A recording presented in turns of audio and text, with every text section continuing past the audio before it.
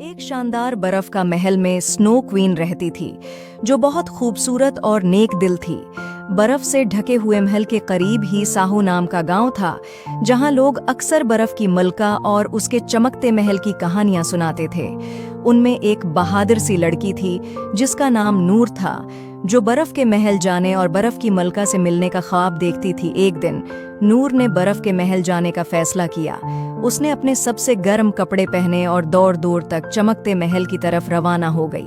सफर तवील और खतरनाक था, लेकिन नूर का अज़्म कभी कम न हुआ। जब नूर महल के करीब पहुंची तो उसने देखा उसकी खूबसूरत दीवारें चमकते हुए बर्फ से बनी थीं और बर्फ के टुकड़े हीरों की तरह चमक रहे थे। वो बड़े दरवाजे के करीब पहुंची। नूर ने दरवाजे को छुआ तो एक परी नमोदार हुई। कौन हो तुम और यहाँ क्यों आई हो? नूर ने कहा, मैं बर्फ की मलका को देखने आई हो। परी ने कहा, उसके लिए तुम्हें एक फूल लाना होगा, तभी ये दरवाजा खुल सकता है। और वो फूल तुम्हें जंगल में एक झील के किनारे मिलेगा।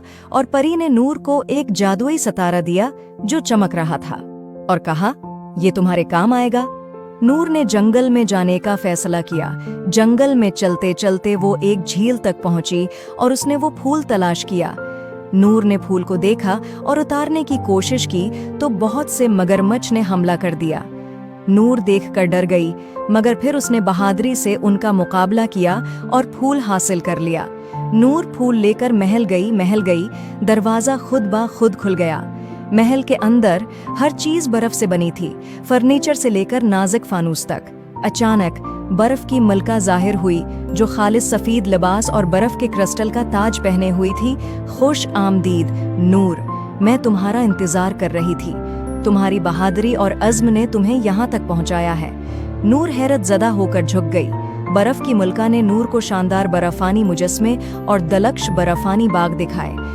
जब सूरज गुरूब होने लगा और बर्फ पर सुनहरी रोशनी बिखरने लगी, तो बर्फ की मलका ने नूर को एक खास हार दिया, एक बर्फ का लाकट जो जादुई रोशनी से चमक रहा था।